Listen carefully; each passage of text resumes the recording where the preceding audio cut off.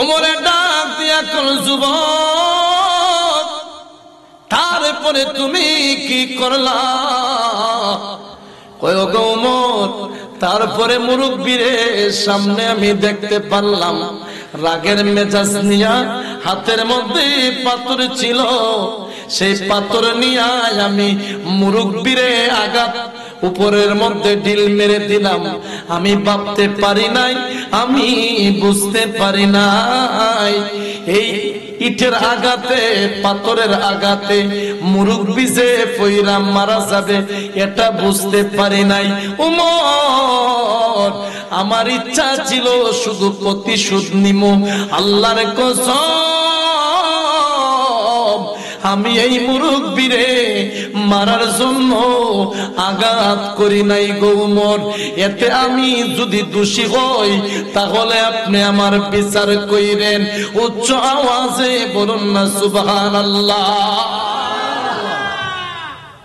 যুবকেরা ডাক দিয়া কয় ওমর, এখন সে বাঁচার জন্য অনেক কিছু বলতেছে, আমাদের বাবার হে হত্যা করছে, আপনি বিচার করেন।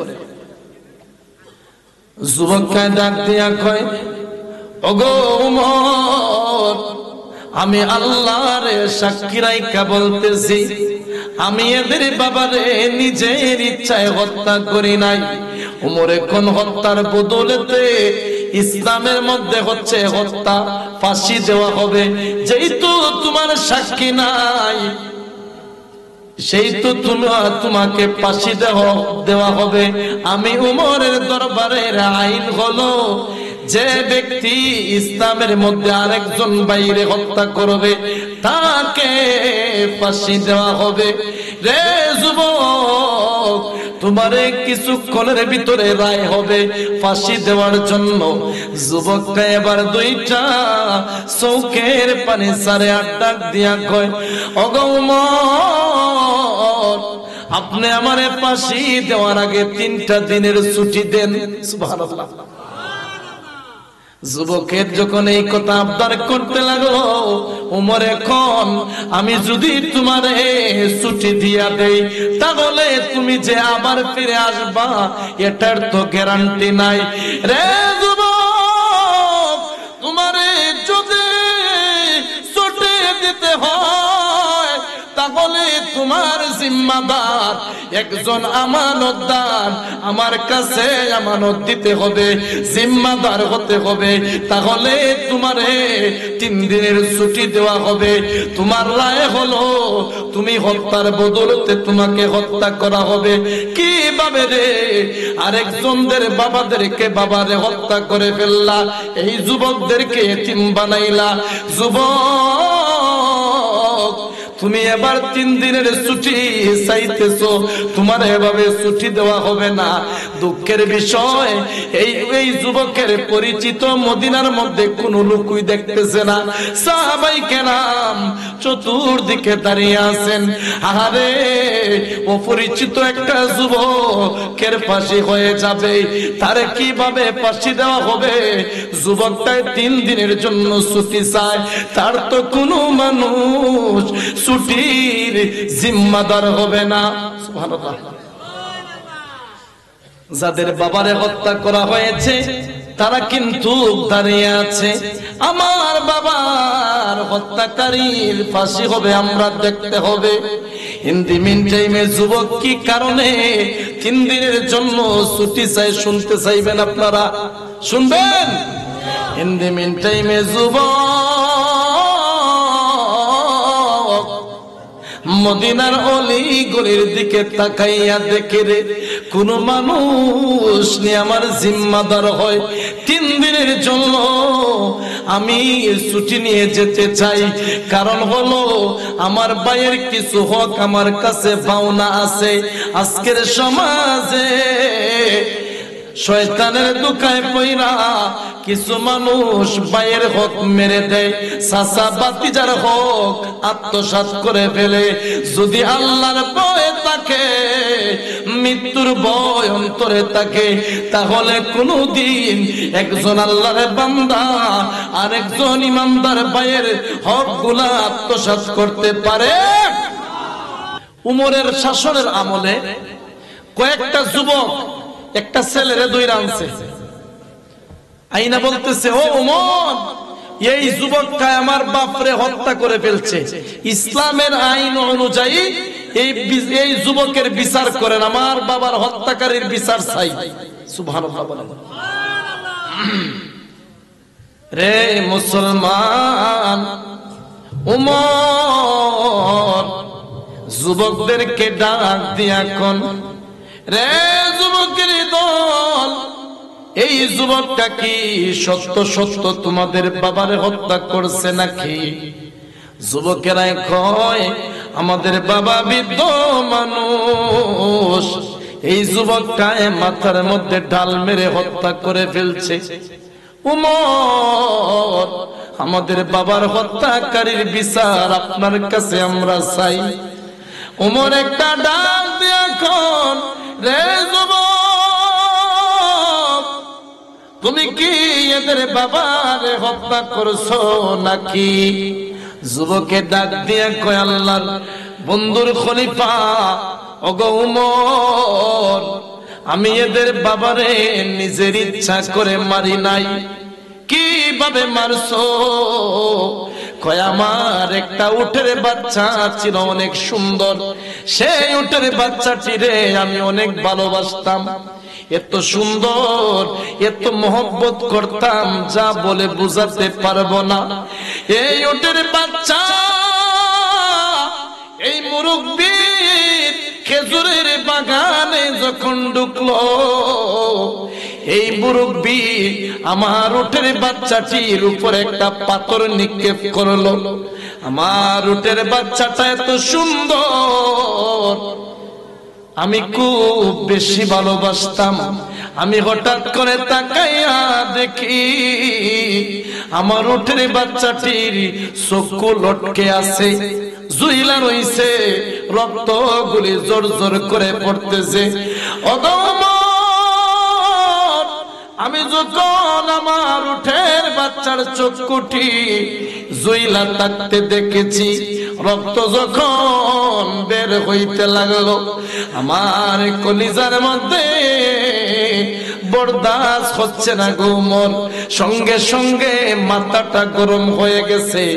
আমি ইন দি মিন টাইমে হাতের মধ্যে একটা পাথর নিলাম, নিয়ে ওই মুরব্বিরে কুঁচতে লাগলাম।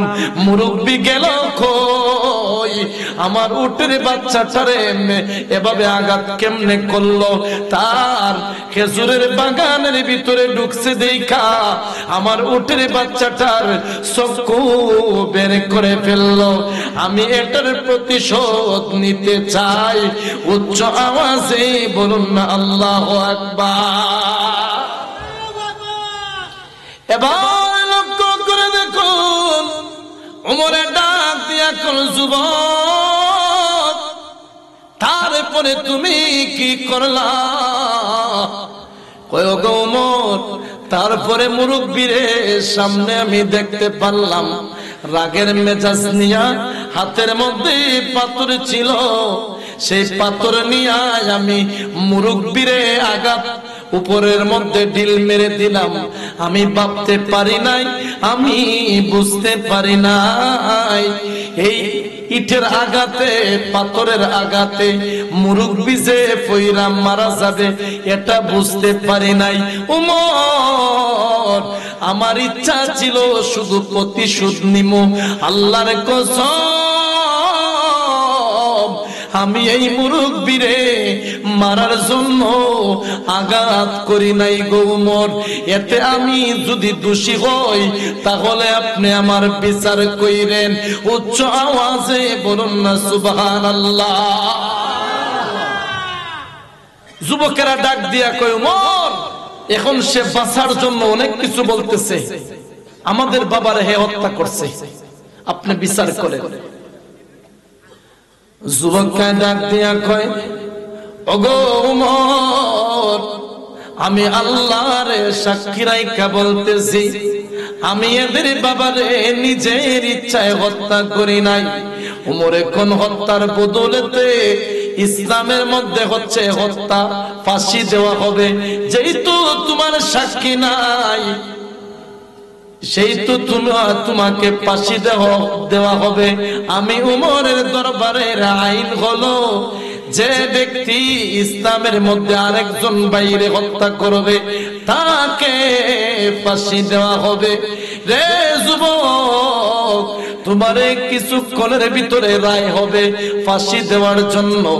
যুবকটা এবার দুইটা চৌকের পানি সারে আড্ডার দিয়া কয়, ওগো উমর, আপনি আমারে ফাঁসি দেওয়ার আগে 3টা দিনের ছুটি দেন। সুবহানাল্লাহ। যুবকের যখন এই কথা আবদার করতে লাগলো, উমর এখন আমি যদি তোমারে ছুটি দিয়া দেই তাহলে তুমি যে আবার ফিরে আসবা এটার তো গ্যারান্টি নাই। রে যুবক, তোমারে যদি ছুটি দিতে হয় তাহলে তোমার জিম্মাদার একজন আমানতদার আমার কাছে আমানত দিতে হবে, জিম্মাদার হতে হবে। তাহলে তোমারে 3 দিনের ছুটি দেওয়া হবে। তোমার রায় হলো তুমি হত্যার বদলতে তোমাকে হত্যা করা হবে। কিভাবে রে? আরেকজনদের বাবাদেরকে বাবারে হত্যা করে ফেললা, এই যুবকদেরকে এতিম বানাইলা। যুবক, তুমি এবার 3 দিনের ছুটি চাইতেছো, তোমার এভাবে ছুটি দেওয়া হবে না। দুঃখের বিষয়, এই যুবকের পরিচিত মদিনার মধ্যে কোনো লোকই দেখতেছে না। সাহাবায়ে কেরাম চতুর্দিকে দাঁড়িয়ে আছেন। আরে অপরিচিত একটা যুবকের ফাঁসি হয়ে যাবে, তারে কিভাবে ফাঁসি দেওয়া হবে? যুবকটাই 3 দিনের জন্য ছুটি চায়, তার তো কোনো মানুষ ছুটির জিম্মাদার হবে না। সুবহানাল্লাহ। যাদের বাবারে হত্যা করা হয়েছে তারা কিন্তু দাঁড়িয়ে আছে, আমার বাবার হত্যাকারীর ফাঁসি হবে, আমরা দেখতে হবে। ইন দি মিন টাইমে যুবক কি কারণে 3 দিনের জন্য ছুটি চাই শুনতে চাইবেন আপনারা? শুনবেন? ইন দি মিন টাইমে যুবক মদিনার অলি গলির দিকে তাকাইয়া দেখে রে, কোন মানুষ নিয়ে আমার জিম্মাদার হয়। 3 দিনের জন্য আমি ছুটি নিয়ে যেতে চাই, কারণ হলো আমার ভাইয়ের কিছু হক আমার কাছে পাওনা আছে। আজকের সমাজে শয়তানের দুকায় পইরা কিছু মানুষ ভাইয়ের হক মেরে দেয়, চাচা ভাতিজার হক আত্মসাৎ করে ফেলে। যদি আল্লাহর ভয় থাকে, মৃত্যুর ভয় অন্তরে থাকে, তাহলে কোনদিন একজন আল্লাহর বান্দা আরেকজন ইমানদার ভাইয়ের হক গুলা আত্মসাৎ করতে পারে? মদিনার চতুর্দিকে যুবকটা তাকাইয়া রইল, দেখি আমার কোন পরিচিত মানুষ রে পাই কিনা। কিন্তু কোন মানুষ তো তার সাথে উঠা বসা করে নাই। মদিনার থেকে অনেক দূরে তার বাড়ি, এই এলাকার মধ্যে কেউ নাই, তারে চিনে না। কে জিম্মাদার হবে? কেউ নাই তার জিম্মাদার হওয়ার জন্য। 2টা চক্ষু দিয়ে জোর জোর করে পানি ছাড়ে। আহারে, আমার কোনো ভাই নাই, আমার কোনো বন্ধু নাই, আমারে তো এই মুহূর্তে ফাঁসি দেওয়া হবে, কেউ নাই শেষ বিদায় নেওয়ার জন্য। হঠাৎ করে কারে জিম্মাদার বানাইবেন? উমরের একটা সিদ্ধান্ত, তুমি যদি যেতে হয়, যাইতে চাও, তাহলে তোমার একজন জিম্মাদার বানাইয়া যেতে হবে। যুবকটাই কয়, উমর, কেউ নাই, আমার জিম্মাদার কেউ হবে না। কিভাবে হবে গো? কেউ তো আমারে বিশ্বাস করতে পারতেছে না। উমর, বিশ্বাস করেন, আমি কখনো ফাঁসির কাষ্ঠ থেকে পলায়ন করব না। উমরে বলেন, তোমার মুখের কথাই তো শেষ হবে না। হঠাৎ করে একজন সাহাবী পিছন দিক থেকে ডাক দিয়া কোন, যুবক রে, আমি তোমার 3 দিনের ফাঁসির কাষ্ঠের জিম্মাদার হব। উচ্চ আওয়াজে বলুন না আল্লাহু আকবার।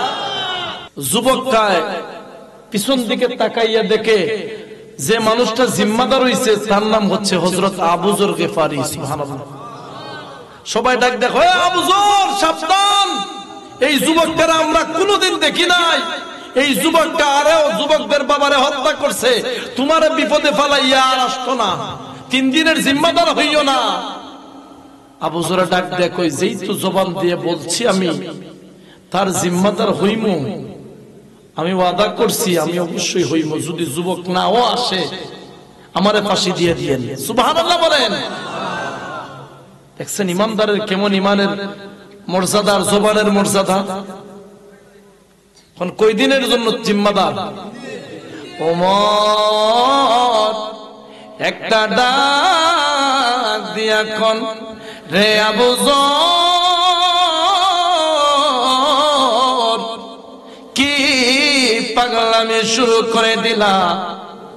এই যুবকটা 3 দিনের ভিতরে যদি না ফিরে আসে তাহলে তুমি অনার্থক কারণে ফাঁসির কাষ্ঠের মধ্যে ঝুলতে হবে। আবু যর সাবধান, তুমি জিম্মাদার, তুমি হইতে যাইও না। কয়গো খলিফাতুল মুসলিমিন, আমার বেয়াদবি মাফ করে দিবেন। জবান দিয়ে আমি জিম্মাদারের কথা ঘোষণা দিলাম। আমার কেন জানি বিশ্বাস হয় এই যুবকটি ফাঁসির কাষ্ঠে থেকে পলায়ন করে নেওয়ালা না। যুবকটা অবশ্যই মনে হয় আবার ফাঁসির কাষ্ঠে 3 দিন পরে ফিরত আসবে। উচ্চ আওয়াজে বলুন না আল্লাহু আকবার। এখন জিম্মাদার হইছে কে? আবু যর। সবাই আফসোস করতেছে। এখন যুবকটা 3 দিনের ভিতরে ফিরে আইছে কিনা? প্রথম দিন আসে নাই, দ্বিতীয় দিনও সবাই অপেক্ষায় রয়েছে, 3 নাম্বার দিনেও কি দেখা যায় না। লাস্টে সন্ধ্যা হয়ে যাচ্ছে, এখন সবাই খামতাছে রে আবু যরের জন্য।